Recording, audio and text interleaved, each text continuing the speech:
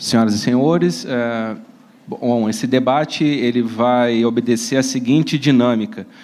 Inicialmente, os expositores terão um prazo de 10 minutos para se apresentarem, para fazerem considerações iniciais, e, posteriormente, serão levantadas questões e cada um dos expositores terá 5 minutos para respondê-las. O doutor Flávio tinha solicitado mais tempo, alegando que eu já tinha feito um ataque à lei, e ele quer defender a lei também.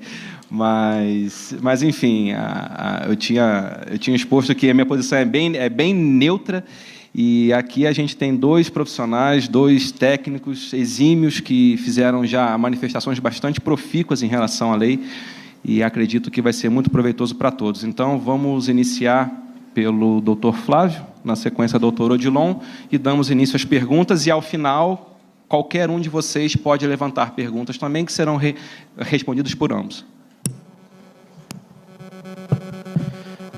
Boa tarde a todos. Agradeço imensamente a oportunidade de estar aqui para debater com os senhores, especialmente o doutor Odilon, doutor Diogo, em nome de quem cumprimenta todos aqui presentes. De fato, pedi isso mesmo, porque tem 2 contra 1 aqui, que fique claro, o jogo é desleal.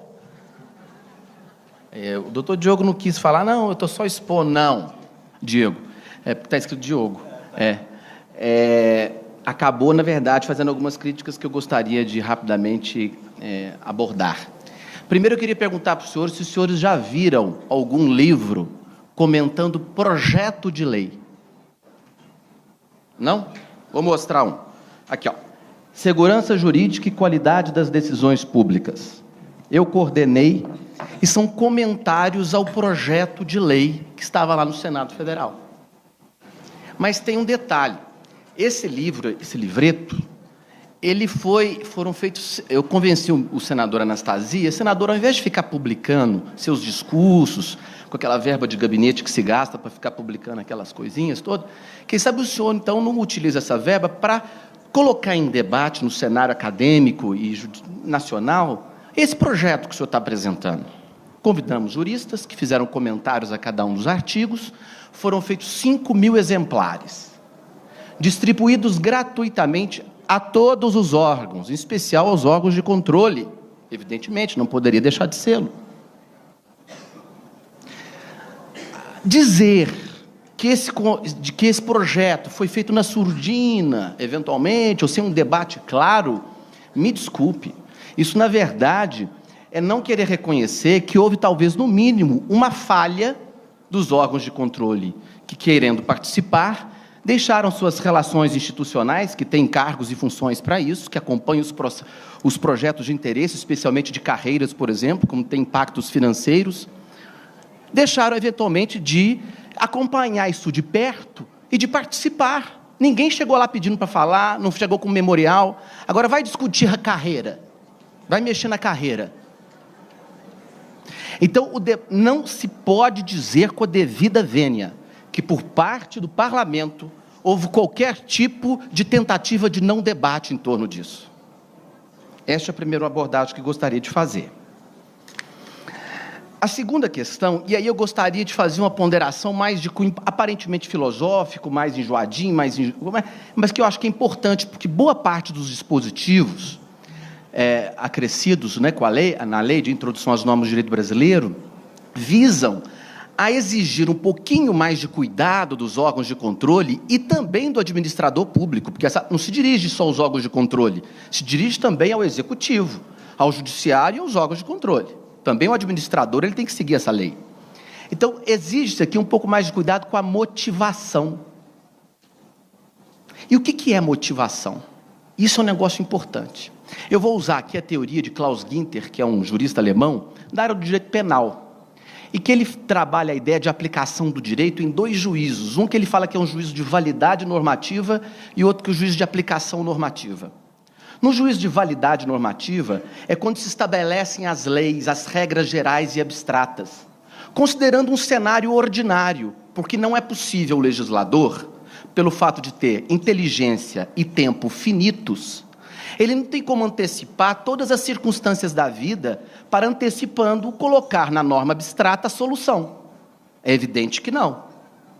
Então, num juízo abstrato, é possível que a gente aqui combine, por exemplo, uma seguinte regra, se fôssemos parlamentares. Eu quero apresentar um projeto de lei. Toda vez que você fizer uma promessa a alguém, você é obrigado a cumpri-la.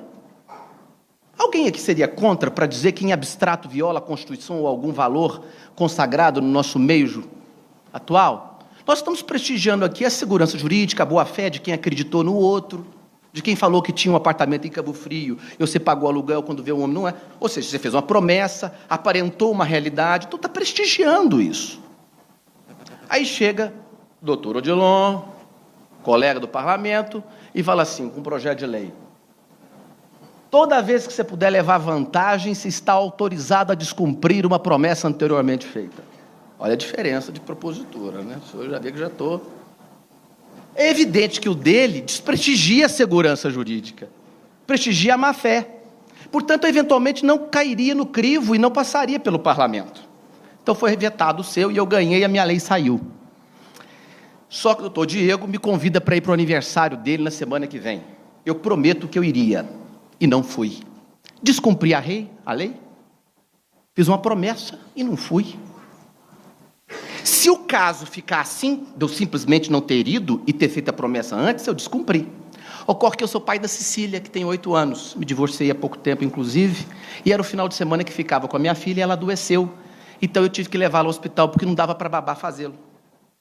E aí tem outras normas que me impõem como pai o dever de cuidado da família e tudo mais, que são aplicáveis a este caso. Isso significa que é inválida aquela lei anterior, de que quando você tem que fazer uma promessa, você é obrigado a cumpri-la? Não. Não se discute mais a validade, eu estou no juízo de aplicação normativa, em que, em tese, eu posso ter normas abstratas que se tensionam para aplicação no caso concreto. Isso é muito comum, especialmente nos princípios. Princípio da legalidade, princípio da segurança jurídica. A gente vê essa dialética o tempo todo em abstrato. Mas é no juízo de aplicação que as coisas se revelam. São as particularidades do caso concreto, que, infelizmente, são chamadas por muito de casuísmo. O que essa norma faz, por exemplo, no artigo 20, no artigo 21 e tantos outros, quando fala, por exemplo, no artigo 20, nas esferas administrativa, controladora ou judicial, não se decidirá com base em valores jurídicos abstratos, sem que sejam considerados. Ninguém está falando que não pode decidir com base em abstratos, não. Não pode decidir sem considerar as consequências práticas da decisão, os efeitos daquilo. Eu me lembro, meu pai caiu na loucura, completamente perturbado. Depois de 20 anos, foi reitor da Universidade Federal de Lavras, mestrado, doutorado, professor a vida inteira, caiu na loucura de se candidatar a prefeito da minha cidade.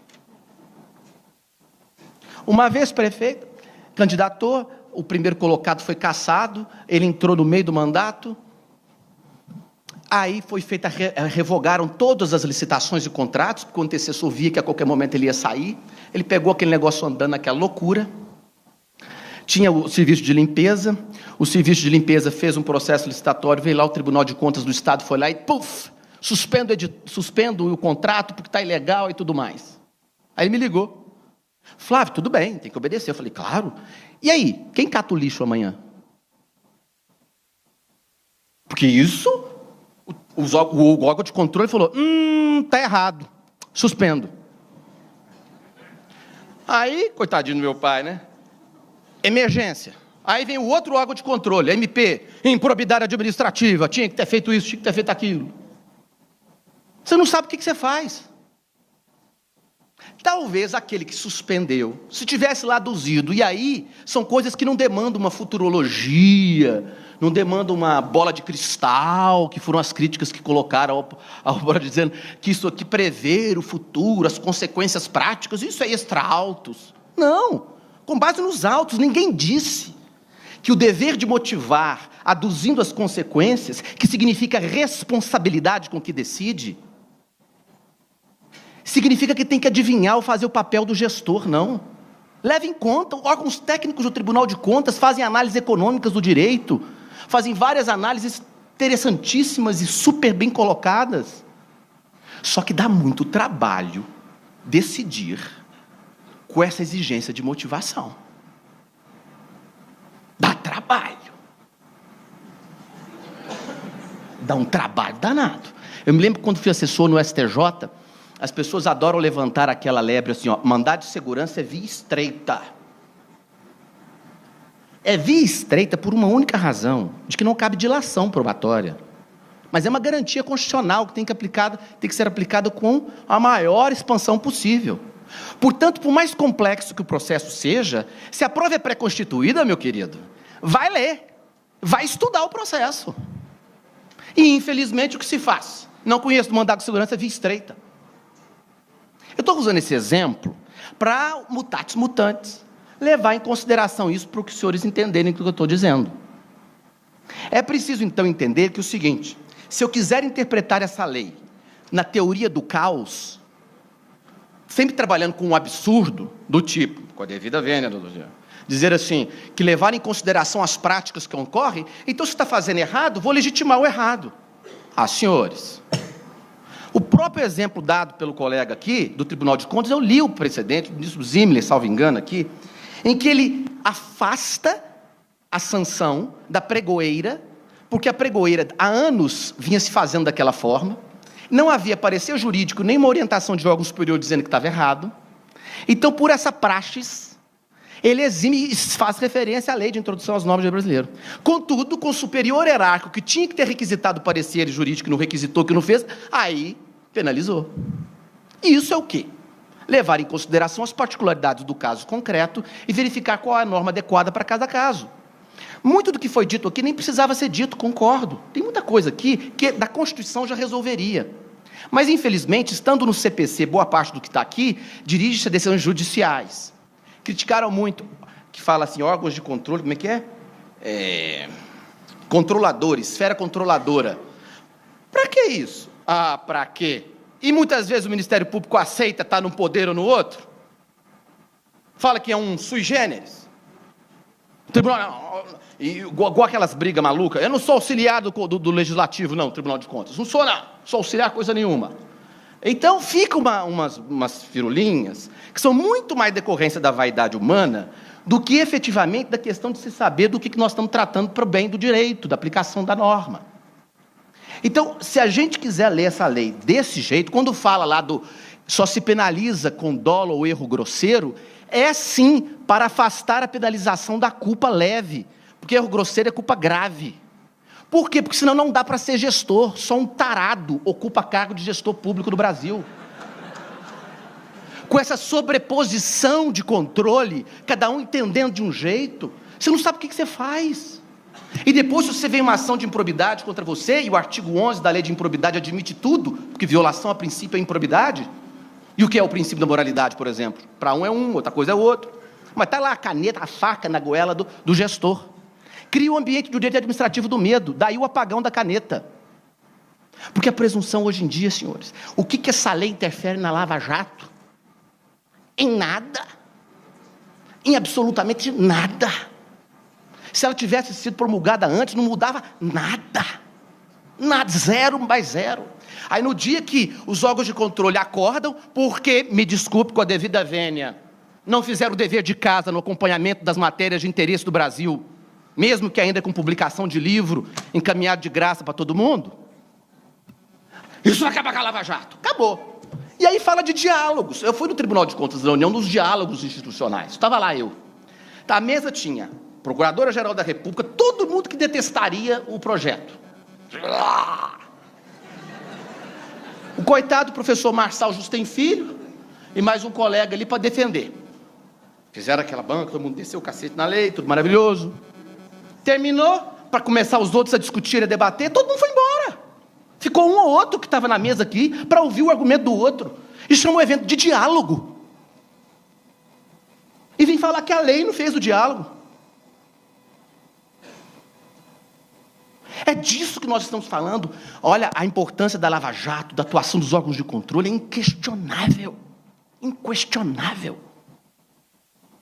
Mas nós temos que ter cuidado com o excesso, para que os princípios democráticos não sejam efetivamente cerceados. É por aí que eu pretendo debater. Muito obrigado.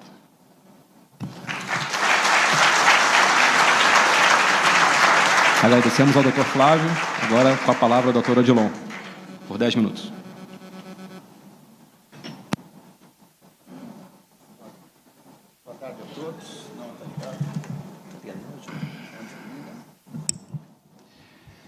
Boa tarde a todos. Queria mais uma vez cumprimentar o Tribunal de Contas do Distrito Federal por esse evento tão tradicional que todos os anos ele realiza e que tanto contribui para o aperfeiçoamento do controle externo. Gostaria de cumprimentar os membros da mesa, sem maiores formalidades.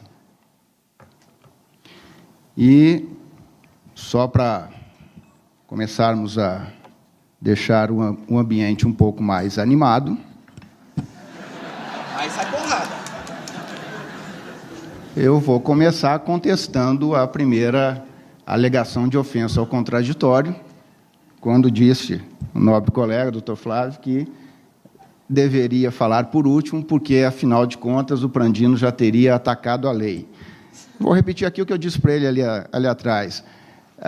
A lei é o primeiro ataque, é o libelo acusatório. A lei parte da premissa de que somos os vilões da história. Então, ela por si só já nos dá o direito de falar por último. Boa, tá vendo? Muito bem. Já que ele fez propaganda de um livro... Não está à venda, não, é de graça, viu? Não vai ser nada. Mas aí eu não estou na mesma situação, portanto, farei propaganda de outro livro que chegou ao mercado semana passada, livro no qual eu figuro como coautor. É um livro que comenta esta lei. É certo?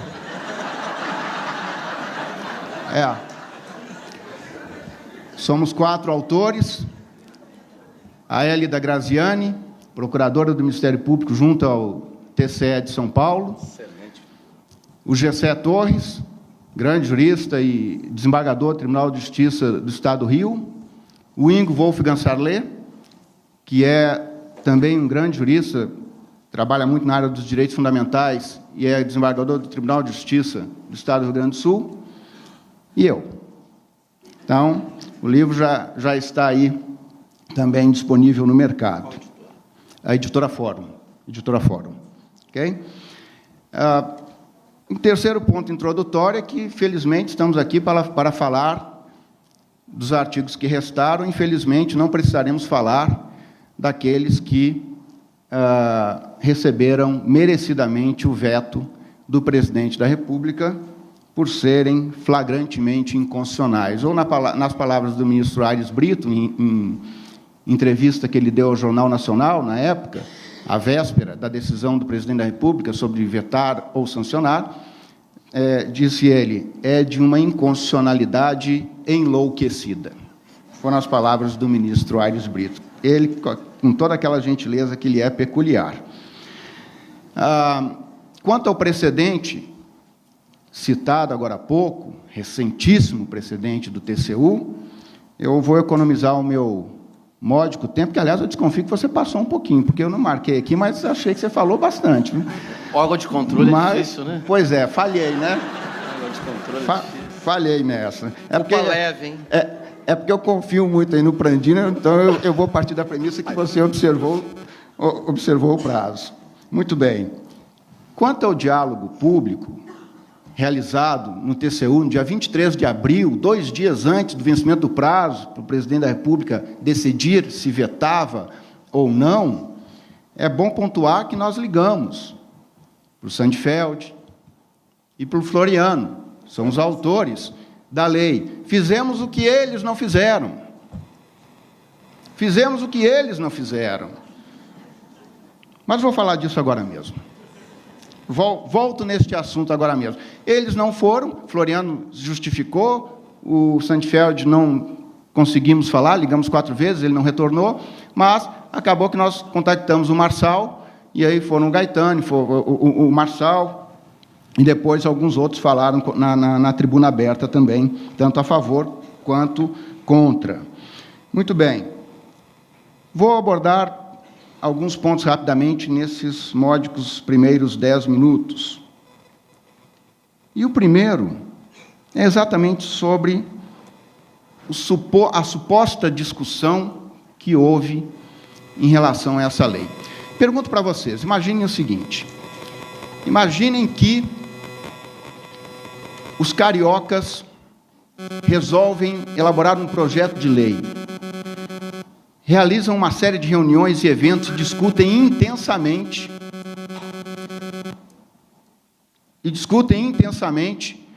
esse projeto de lei, com economistas, juristas, administradores, formadores de opinião, lei amplamente discutida entre eles. Ao final, aprovam a lei para ser aplicada aos paulistas. Houve discussão? Essa lei é fruto disso. Os autores da lei alegam que discutiram intensamente com economistas, juristas, administradores e formadores de opinião. Em momento algum fomos chamados. É verdade, eu concordo com muita coisa que o Dr. Flávio falou. Eu concordo. O nosso acompanhamento no Congresso falhou e tiramos uma lição importantíssima disso. Tiramos uma lição importantíssima.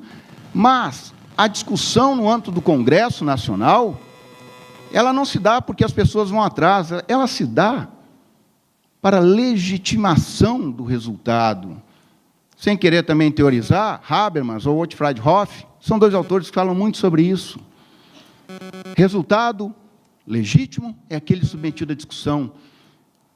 Mas não são só projetos de lei que tratam de plano de carreira, que despertam o interesse dos parlamentares em nos chamar à discussão.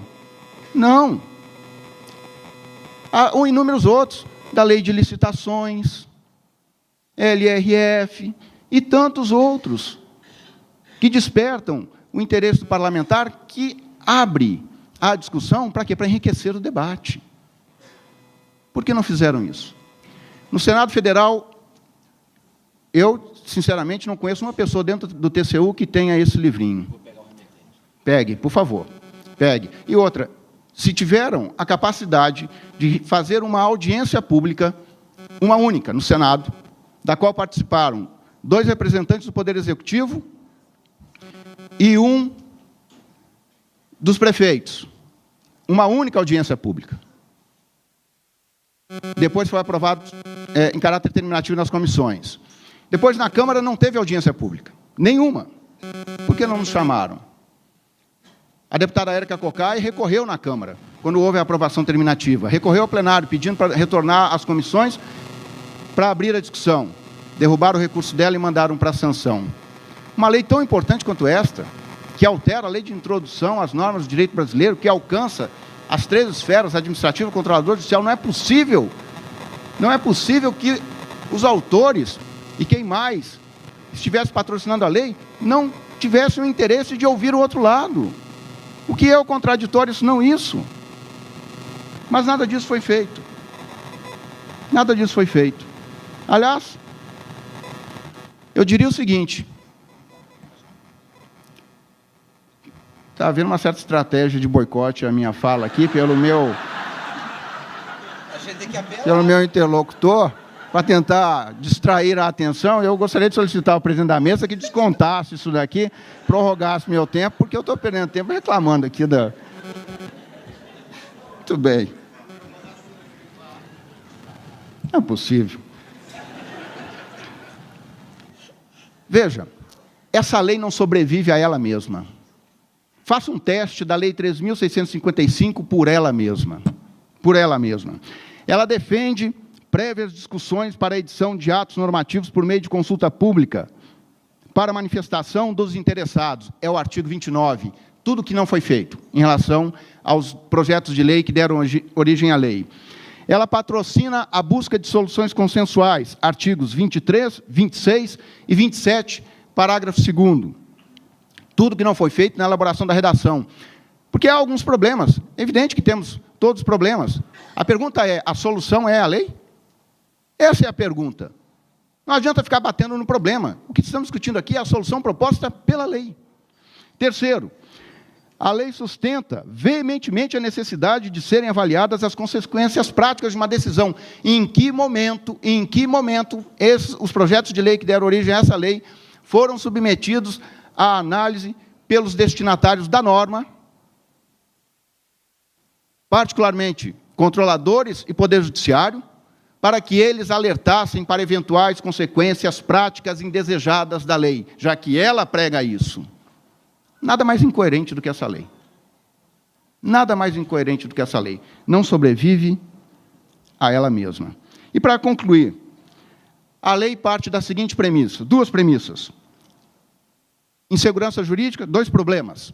Insegurança jurídica e ineficiência, chamado apagão das canetas e o medo. Causa do problema, segundo a lei e os seus defensores, é a atuação dos órgãos de controle. Nós somos a causa do problema. O que, de certo modo, me tranquiliza. Porque se o problema somos nós, eu diria até que seria bom nos extinguir, porque daí o Brasil vai se desenvolver com muita segurança jurídica e muita inovação. O nome da lei é Lei da Segurança Jurídica para Inovação. E a solução para todos os problemas é a lei. Temos de discutir a solução, mas vamos discutir também algumas premissas que estão sendo adotadas por essa lei.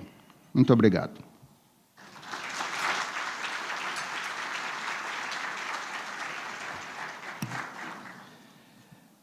Bom, com essa abertura aqui, eles já responderam praticamente metade das perguntas que eu tinha. Mas vamos lá. Primeira pergunta, tá? Que será feita para ambos, iniciando a resposta pelo doutor Odilon, que disporá de 5 minutos na sequência do doutor Flávio. Vários autores do direito apontam para disfunções existentes no controle da administração pública, tais como excesso de controle, controle pouco eficiente e efetivo, intromissão na definição de políticas públicas, entre outros. Como o senhor vê essas conclusões e como elas podem ser tratadas? A lei é a solução para isso?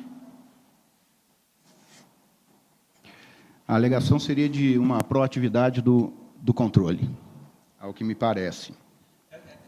Esses questionamentos foram elaborados com base nas manifestações de notas técnicas, vídeos e até questionamentos de algumas pessoas que atuam na área do direito. Está certo. Entendo que não. Entendo que a lei não é a resposta. Por dois motivos. Primeiro, há uma parte da lei que não inova, repete numa técnica legislativa que, no meu entender, gera muito mais insegurança jurídica do que segurança jurídica.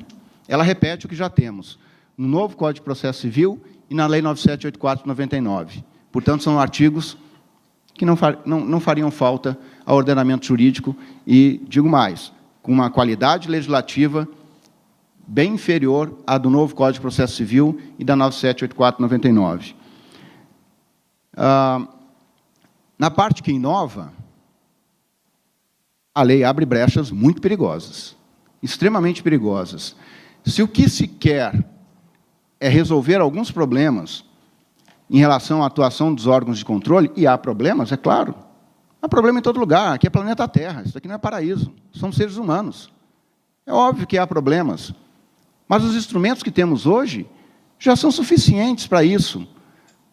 Ora, se é uma decisão aqui ou ali errou em algum ponto, que sejam usados os instrumentos processuais cabíveis para a correção desses atos. Agora, alegar que a solução para os problemas seria a lei, e aqui eu estou limitando a minha resposta à questão da proatividade, que me parece que a pergunta diz respeito a isso. Entendo que não. O que houve, na minha leitura, foi uma retirada de zona de conforto. A partir da Constituição de 88, os órgãos de controle ganharam muito mais poder, competências da Constituição Federal e, obviamente, passaram a incomodar. Passaram a incomodar. Pode ter excesso aqui e ali?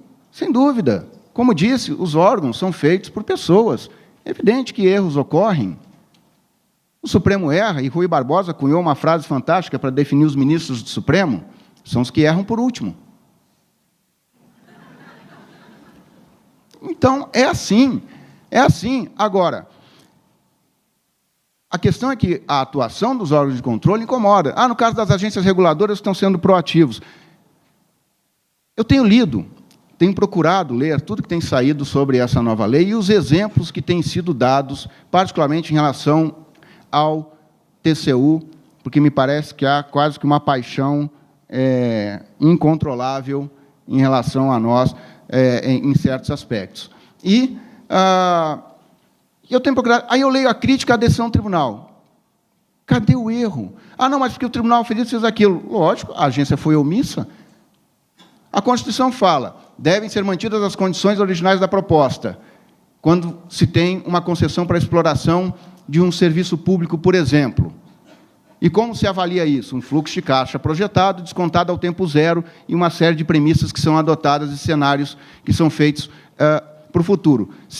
E aí consideramos isso com tantos postos de pedágio, por exemplo, o que significa uma receita de X. No meio do contrato, o concessionário quer colocar posto de pedágio que não foi considerado quando da licitação e quer embolsar esse valor, o que altera o fluxo de caixa. Será que ele ganharia a licitação se esses adicionais postos de pedágio estivessem lá no edital? Aí a agência fica quieta, não faz nada. Aí o tribunal vai e faz. Não, isso é interferência na agência. Então, quem vai fazer? A agência vai poder fazer tudo? Ou tudo vai se resolver no Poder Judiciário? Eu acho que não é por aí. Eu, sinceramente, entendo que tenha havido um certo exagero nessas questões. Outra coisa, inúmeras irregularidades em relação a licitações ocorrem na elaboração do projeto básico. Só que o erro só vai se manifestar na execução contratual. O que temos feito? E o gestor, na imensa maioria dos casos, tem agradecido. Estamos fiscalizando o projeto básico, desde logo, porque isso evita a consumação de uma irregularidade, isso gera segurança jurídica e não insegurança jurídica, porque evita que o ato se consolide, evita ter de desfazer o ato e dá a oportunidade do gestor de consertar em tempo, que evita, inclusive, uma punição. Isso não é proatividade, pelo contrário. E o retorno que nós temos dos gestores não é esse, é de que isso é bom. Aliás, a CNI tem uma proposta escrita em que ela requer que o Tribunal de Contas da União faça controle prévio para grandes obras. Para quê? Para evitar depois dar problema durante a execução. Deu meu tempo, não deu? Serei disciplinado.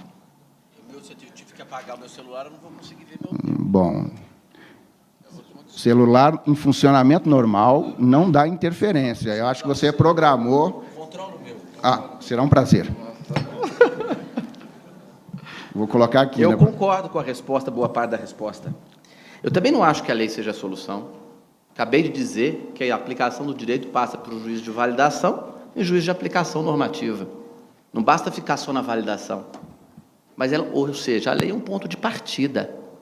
E é um ponto de partida que, no caso, foi necessário, considerando a realidade brasileira, de uma sobreposição de controles, de uma ausência de motivação à luz das particularidades dos casos, e não em tese, e não com discurso interesse público. É interessante eu fazer um parênteses aqui. Direito administrativo. O direito administrativo, muito embora tenha vindo lá da ideia do surgimento da lei, o Estado se submetendo à lei, etc. e tal, infelizmente, ele caminhou para uma doutrina, muitas vezes, extremamente autoritária. Supremacia do interesse público sobre o privado. O público se confundindo com o estatal e o privado com o egoístico. E, per si, é a supremacia de um sobre o outro. Autoexecutoriedade dos atos, coercibilidade, uma série de atributos do ato administrativo. O administrado aqui, a administração poderosa. Hoje em dia, quando a gente se depara com embargos declaratórios no judiciário, em que se alega uma omissão, vem quase como uma praxe, assim, coisa mais comum do mundo. Dizer, quase que um dogma. O julgador não é obrigado a responder a todas as questões que foram aduzidas. Que é isso, gente? Está louco? Como não? Talvez ele não precisa responder a todas as questões, quando respondendo a primeira, as demais caiam. Por exemplo, reconheci prescrição. Eu não preciso mais falar das outras. Mas quando há uma independência, uma autonomia dos fundamentos, você tem que rebater, você tem que considerar. Então, é essa realidade que vive que mostra a necessidade dessa lei como ponto de partida, jamais como ponto de chegada. Um ponto de partida que preconiza isso. Olha, Estado democrático de direito vale para todo mundo. em termos de dizer o porquê das coisas. A responsabilidade de quem decide é a vida do outro. E, portanto, levar em conta as considerações do que foi feito. Sim, se é erro e não houve dolo ou erro grosseiro, não é caso de sanção. Nosso colega aqui comentou que 5%, às vezes 10% é o que se arrecada daquilo que é condenado de multa. Olha a eficiência dos órgãos de controle, na ponta final, pelo menos no que diz respeito à arrecadação daquilo que condena. Será que o caminho é a sanção? É o direito administrativo sancionador? Ou é a consensualidade? Aí a crítica que faz. Para que dizer isso? Já está na lei de processo administrativo, já está no CPC, senhores. A lei de processo administrativo é federal. Essa lei é nacional. O CPC se dirige a decisões judiciais, aqui não apenas. E qual o problema de consolidar um entendimento? Tem hora que eu fico, em momento algum, não vejo e não vi, e acompanhei de perto, qualquer ideia de que o Ministério Público seja um bicho-papão, uma coisa ruim, de jeito nenhum. Um órgão essencialíssimo. O problema não está no órgão de controle, ninguém disse isso. Agora, se os órgãos de controle, em função de uma forma de compreender a aplicação do direito e de manejar as suas prerrogativas, acaba, a juiz do legislador, violando certos valores, como a consideração das circunstâncias fáticas, na medida em que estou diante de uma eventual sanção, e eu não posso simplesmente ignorar isso. Que história é essa de que o Tribunal de Contas não tem como avaliar o elemento subjetivo? Só porque não tem as ferramentas do direito penal? Então, como é que se faz isso na lei de improbidade? Por que não tem condição? Quem disse isso? Subestimando a competência do Tribunal de Contas?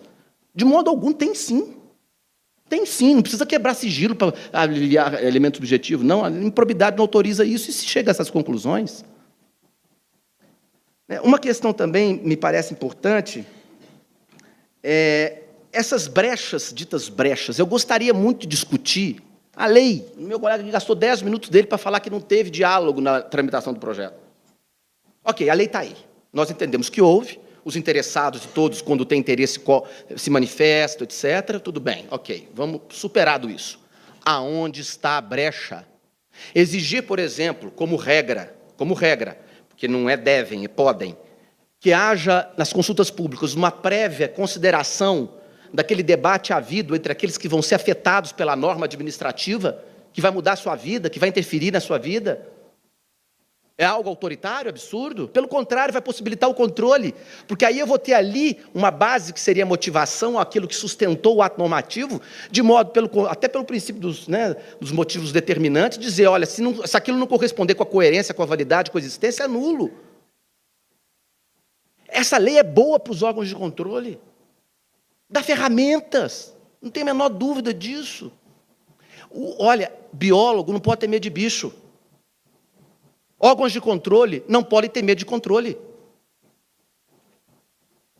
É isso.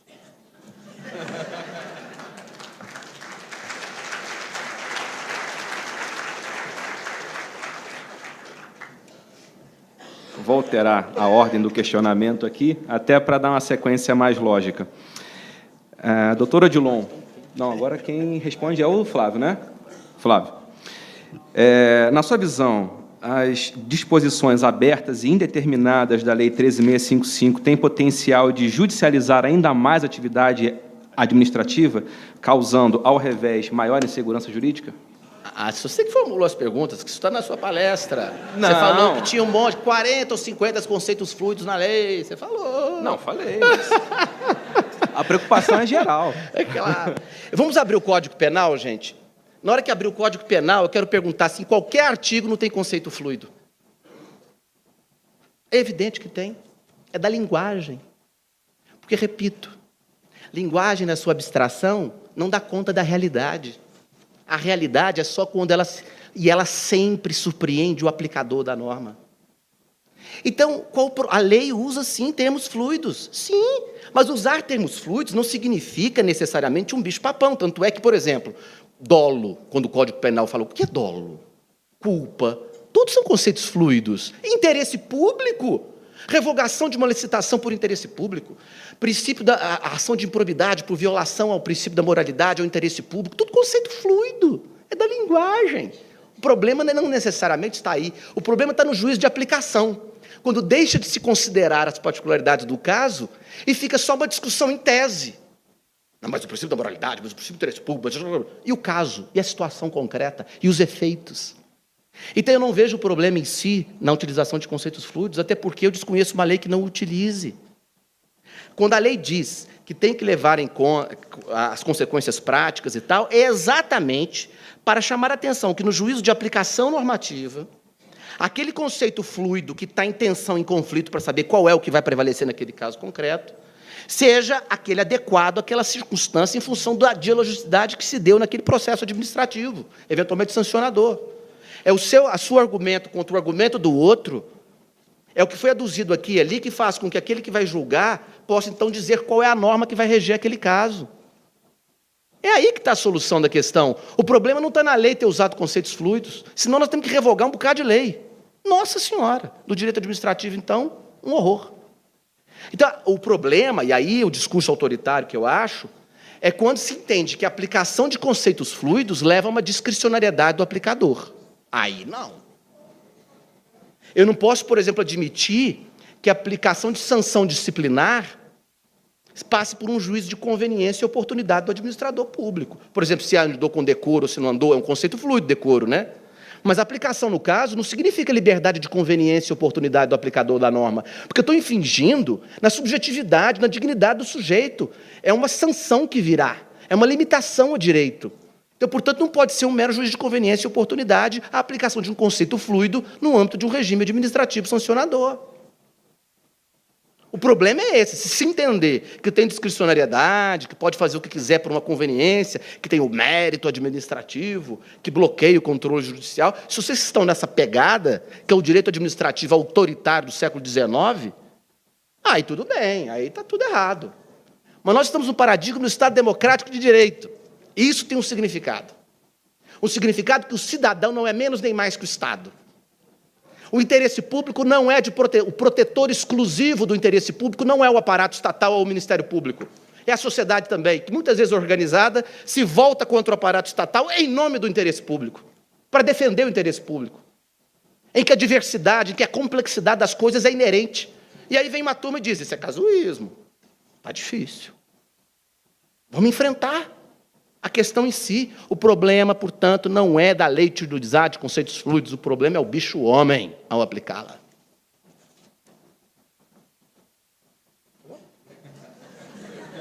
Eu posso usar o tempo dele, mais o meu?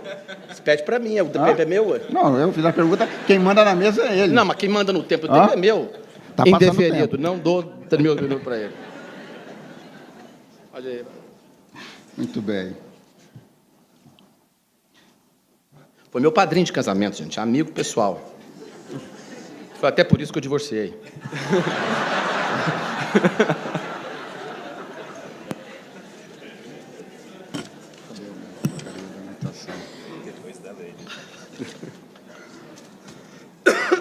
Muito bem. Manter esse pessoal animado é difícil. Veja, o fato de constar... isso aqui é meio que igual ao debate eleitoral, né? Quando ele fala uma coisa, quando vem a pergunta para mim, eu posso primeiro responder um comentário anterior, não pode? Legal. Então tá, então vamos lá. Porque o colega afirmou que, ainda que conste da 9784 ou do CPC, que seria necessário incluir na lei as previsões que dela atualmente constam. O fundamento apresentado foi o de que a 9784 tem aplicação só na esfera federal. O STJ não tem entendido isso.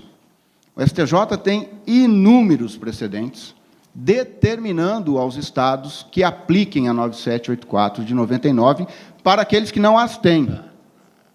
Os que têm, como é o caso do DF, que é um artigo que é uma lei de um artigo, aplica-se no DF a 9784 de 99, e para os outros aplica a lei estadual, que dá na mesma, porque são cópia de cima a baixo, salvo raríssimas exceções, em que muda uma coisinha aqui e ali, da própria 9784/99. Quanto ao novo CPC, nós temos o artigo 15, que diz que ele aplica-se subsidiariamente aos processos administrativos, mas ele também não alterou nada, porque o CPC anterior já se aplicava subsidiariamente aos processos administrativos. Então, não me parece que seja de pouca relevância a existência, já no ordenamento jurídico, tanto no novo CPC quanto na 9784, de comandos com técnica legislativa muito superior ao da 13.655 e que, no meu modo de ver, resolvem o problema.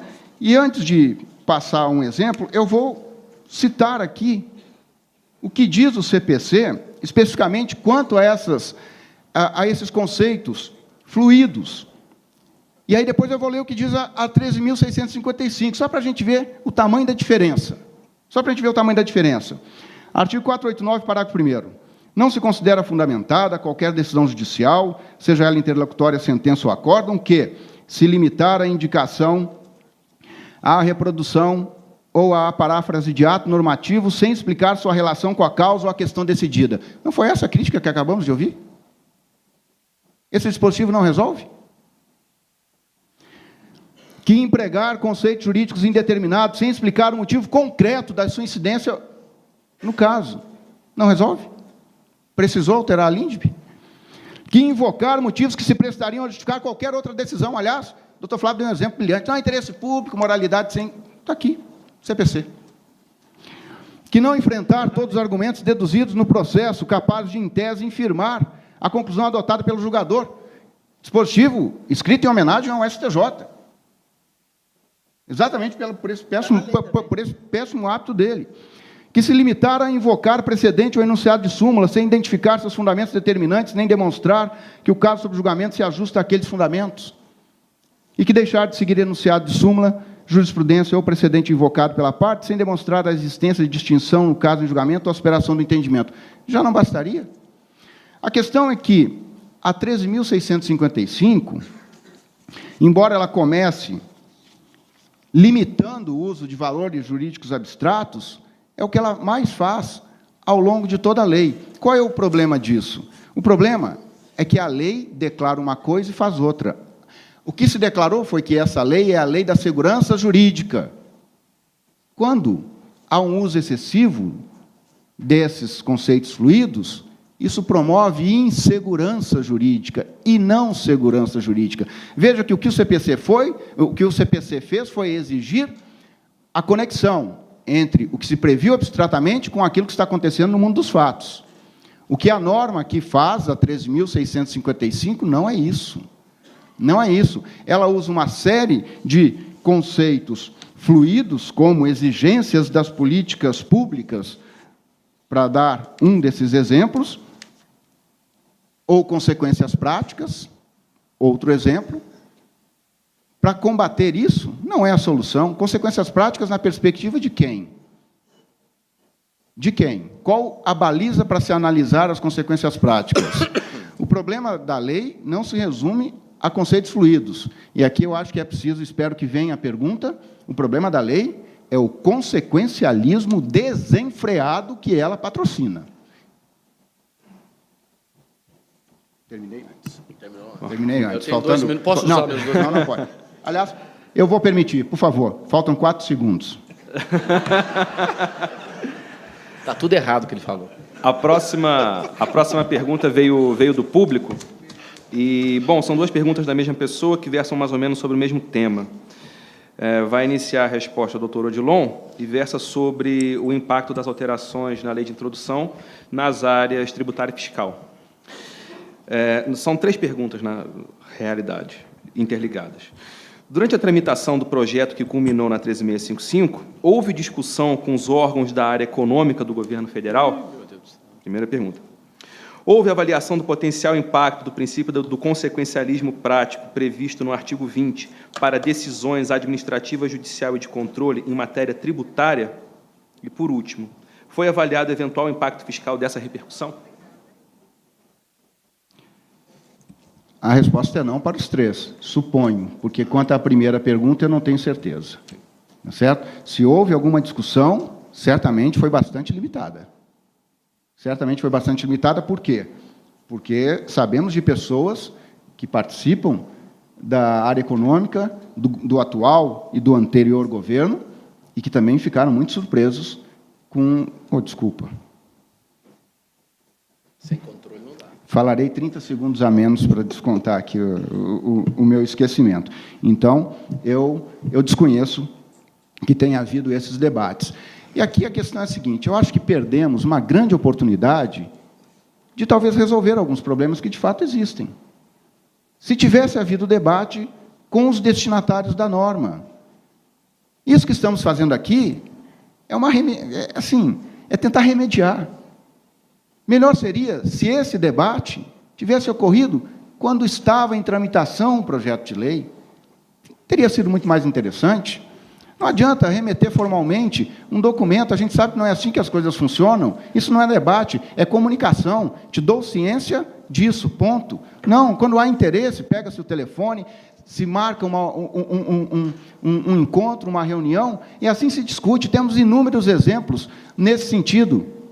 Inúmeros. A Lei de Responsabilidade Fiscal talvez seja o mais emblemático de todos, dado o elevado número de audiências públicas que foram feitas num curtíssimo espaço de tempo. Num curtíssimo espaço de tempo, com a participação de todos. Então, faltou vontade de ouvir aqueles que era sabido que iriam divergir. Faltou vontade. Quanto ao consequencialismo, isso tem repercussão, não só na esfera fiscal, na esfera tributária, mas em todas as áreas da administração pública. Porque, quando a lei prevê que devemos considerar as consequências práticas da forma como ela prevê, isso enfraquece, inclusive, a força normativa dos princípios. Há um jurista muito prestigiado no Brasil, chamado Manuel Atienza, que ele tem dito, e ele é um estudioso do direito brasileiro, ele tem dito que o Brasil precisa escolher o que ele quer da vida, em matéria jurídica. Não dá para ficar pincelando um instituto do direito norte-americano, outro daqui, outro dali, e fazendo uma salada. É bem verdade que hoje há uma aproximação entre a common law e o civil law, sem dúvida, mas há um limite para isso.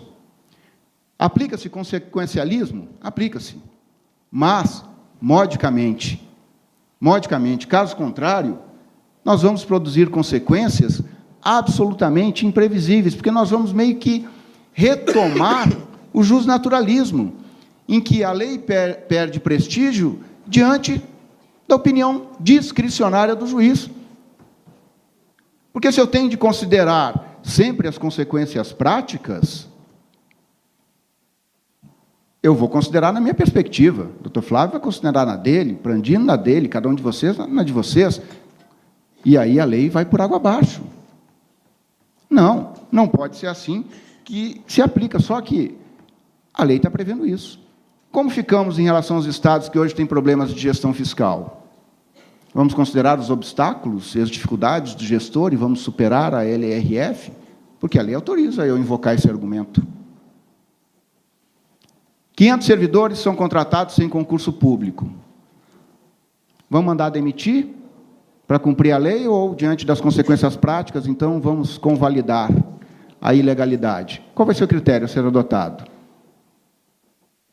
Nem no direito norte-americano, nem no pragmatismo jurídico, hoje defendido, um dos maiores expoentes do pragmatismo jurídico no direito norte-americano é um juiz chamado Richard Posner, e nem mais atrás, com Oliver Holmes, que foi juiz da Suprema Corte norte-americana, na época do realismo jurídico, nem na época de Oliver Holmes, nem agora, se aplica consequencialismo nos Estados Unidos da forma como defende a Lei 3.655.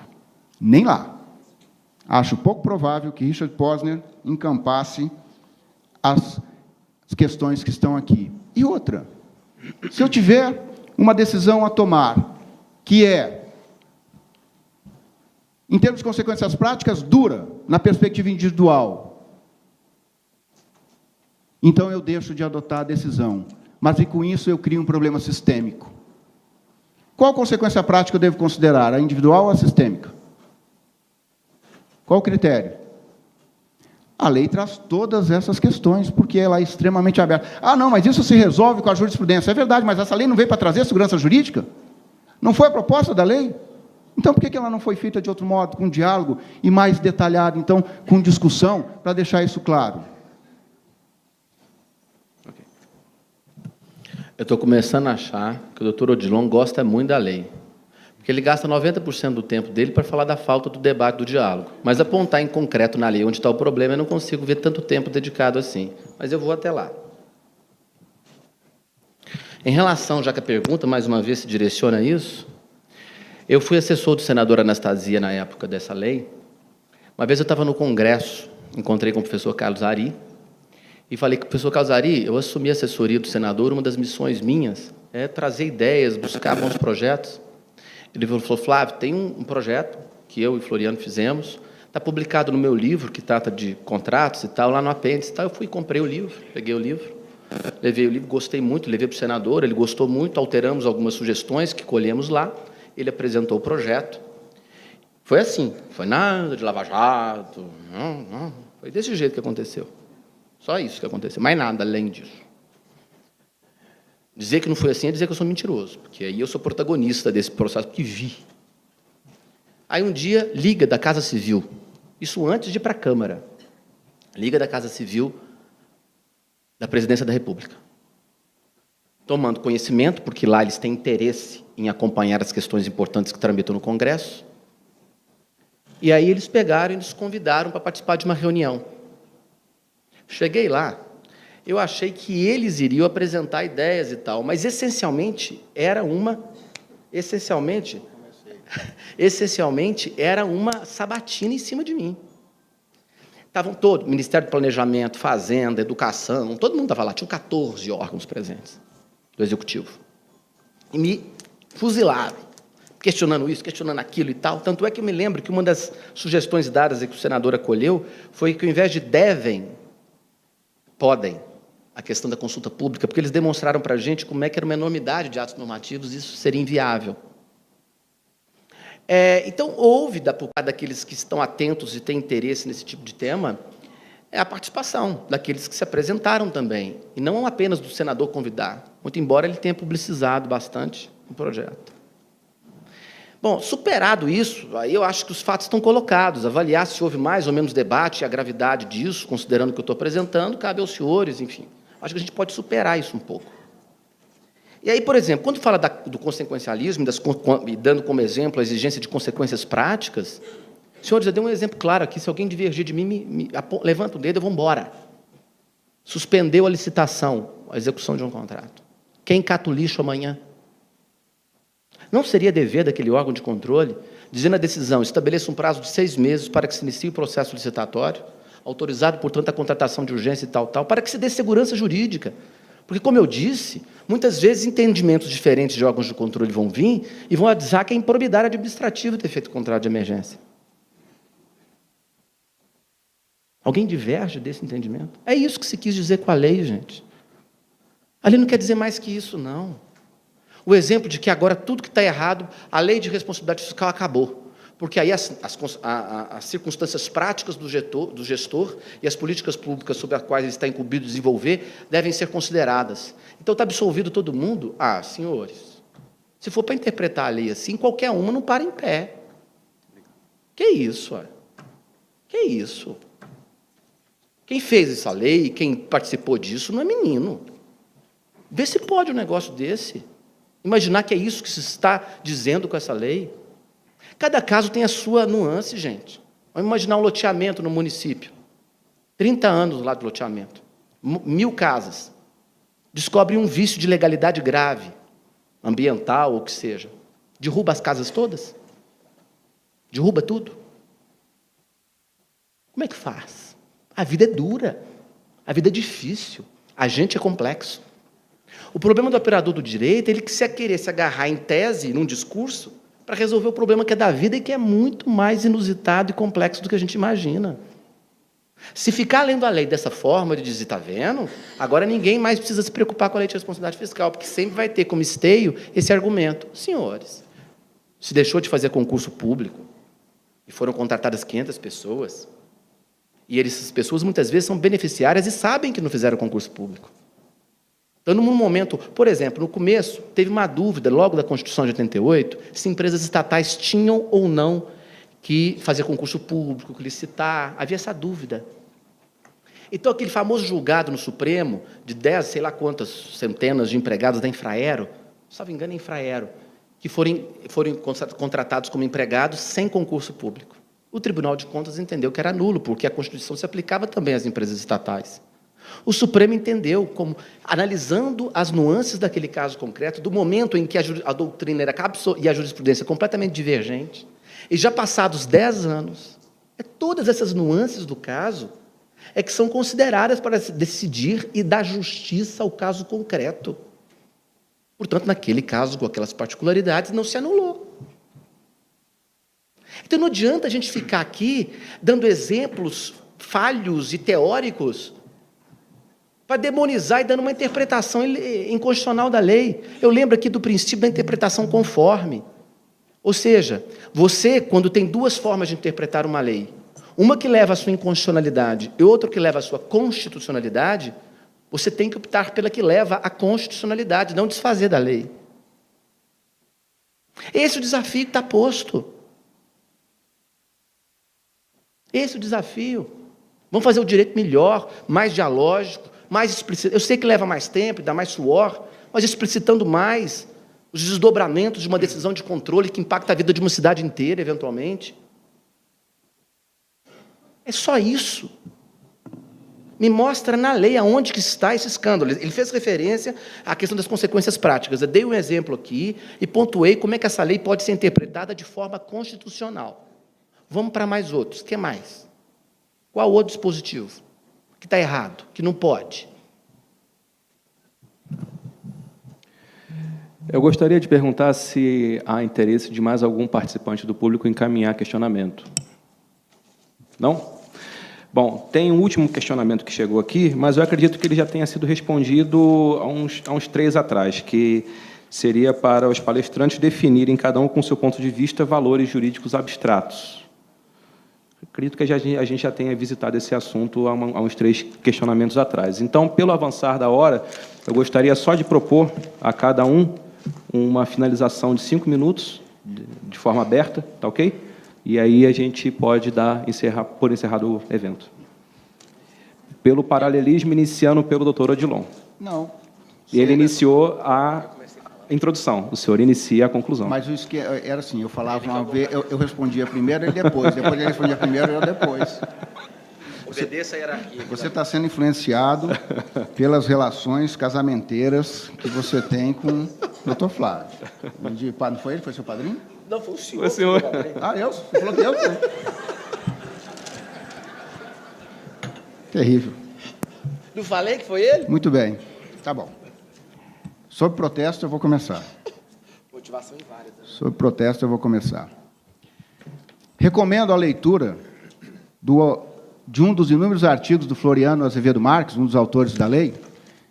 Toda semana ele publica um artigo para achar alguma coisa para criticar do TCU. Essa semana ele comenta uma decisão em que ele alega a nulidade da decisão do TCU porque o TCU não apontou as consequências práticas. Uma decisão sem maiores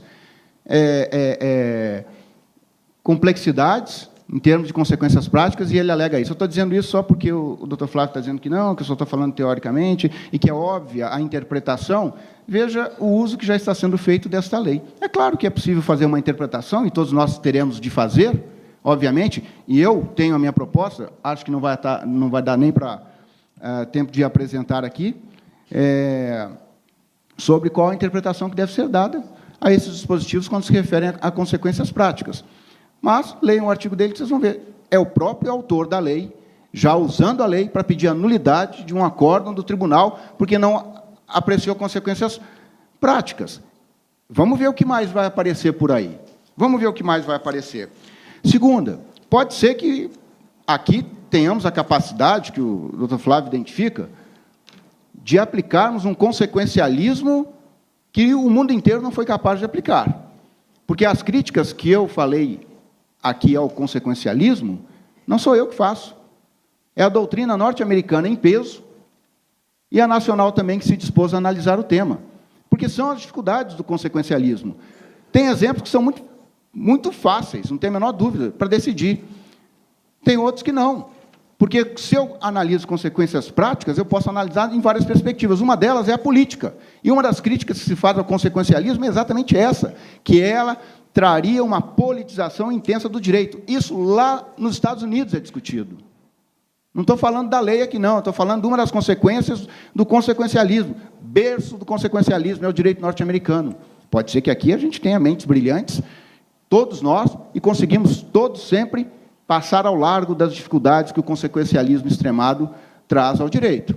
Eu não sou otimista a esse ponto. Uma outra questão é que, já que o doutor Flávio disse que eu só falo da falta de diálogo, na realidade eu falei de muita coisa, né? Lamentavelmente, parece que ele só apreendeu, não aprendeu, não estou aqui querendo, eu digo apreendeu. A parte que eu falei da falta de diálogo. Eu vou continuar falando, enquanto essa lei existir, porque ela tem um déficit de legitimidade democrática, definitivamente. Duvido que você vai ter coragem de tomar uma decisão dessa dentro da sua casa.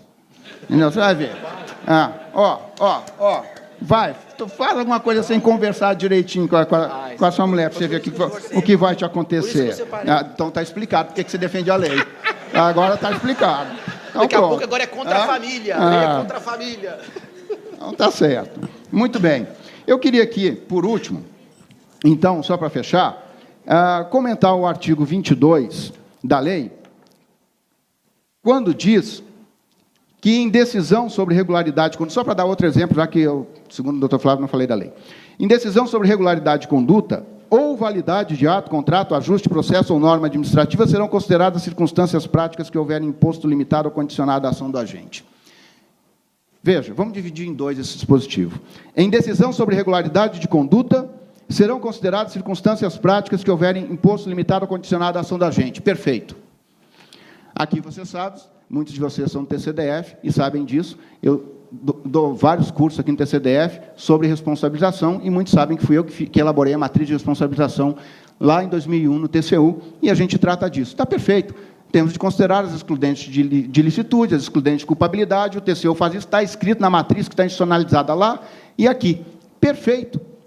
Perfeito. Agora, a outra parte. Em decisão sobre regularidade... Não, em decisão sobre validade de ato, contrato, ajuste, processo ou norma, serão consideradas circunstâncias práticas que houverem imposto limitado ou condicionado à ação do agente. Quer dizer que, por conta das circunstâncias, eu digo que é legal, que é ilegal? É isso que a lei está dizendo? Porque uma coisa é dizer, você fez uma ilegalidade, mas você não merece ser punido, porque não era razoável exigir conduta diversa. Perfeito, é uma excludente de culpabilidade. Outra coisa é eu dizer que a ilegalidade que você cometeu, agora ela é legal, por conta das circunstâncias práticas. Não consigo ver outra interpretação. Desculpa a minha imensa limitação intelectual quanto a essa parte, mas definitivamente é o que está escrito aqui. São esses os problemas que eu vejo na lei. Para fechar, lamentavelmente, por falta de discussão, a redação saiu dessa forma. Se tivesse havido um debate, talvez tivéssemos construído uma lei de melhor técnica legislativa. Muito obrigado.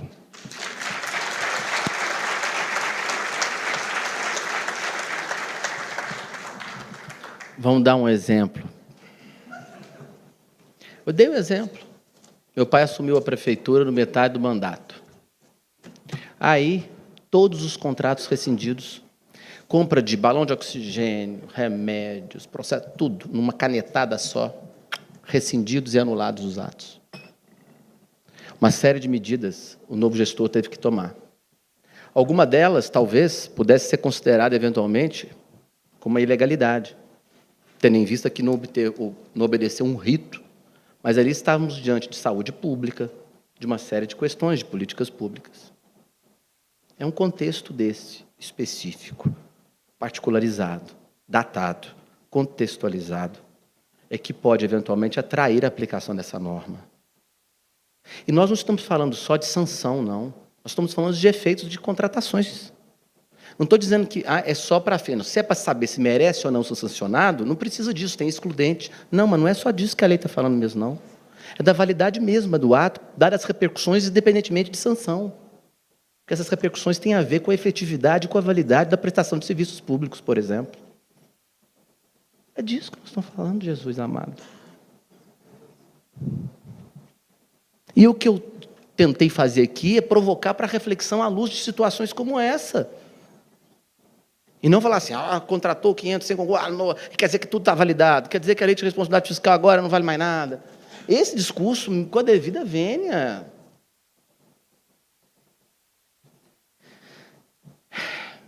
A grande novidade que eu acho, a lei tem muita coisa que repete mesmo, que traz, né? E foi dito isso muito aqui. Se essa foi a maior, se o problema dessa lei for, considerando a proporcionalidade do tempo que gastamos aqui, para dizer da falta do debate preliminar e do fato de que ela repete muita coisa que já tem, eu saio daqui feliz. Porque algumas coisas que foram... Então, se diz o que já foi dito, então está beleza. Não está prejudicando, matando, sacaneando ninguém. Não é verdade? Agora, se no pouco que ela acrescentou, ela pôde chamar a atenção, nem que seja para esse debate, da importância de que a motivação dos atos dos órgãos de controle tem que ser melhor pensadas, melhor explicitadas. Que a responsabilidade de uma pessoa, não um gestor, de uma pessoa, não pode se dar prescindindo do elemento subjetivo. Não pode. No Estado Democrático de Direito, em que fala lá no artigo 37, parágrafo 6º, fala da responsabilidade civil extracontratual do Estado. Responsabilidade civil extracontratual do Estado. O Estado tem que assumir aquele prejuízo causado por um agente público, independentemente de dolo ou culpa. O Estado tem que pagar a conta. Mas no parágrafo 6º diz, quando o Estado se volta contra o agente, só nos casos de dolo ou culpa, ele pode se ressarcir. Ora, se para fins financeiros a Constituição diz que tem que ter dolo ou culpa para você responsabilizar o agente, como é que agora, com a desculpa de que a gente não tem competência no TCU, no TCE, não sei aonde, para poder apurar elemento subjetivo, se ignora esse mandamento constitucional em nome da falta de... O prejuízo ao erário, não pode ter prejuízo ao erário, não pode ter isso. Espera aí, a culpabilidade é algo inerente à responsabilização, segundo o Estado Democrático de Direito, que tem lá a dignidade da pessoa humana e uma série de coisas. Respondam a isto, senhores.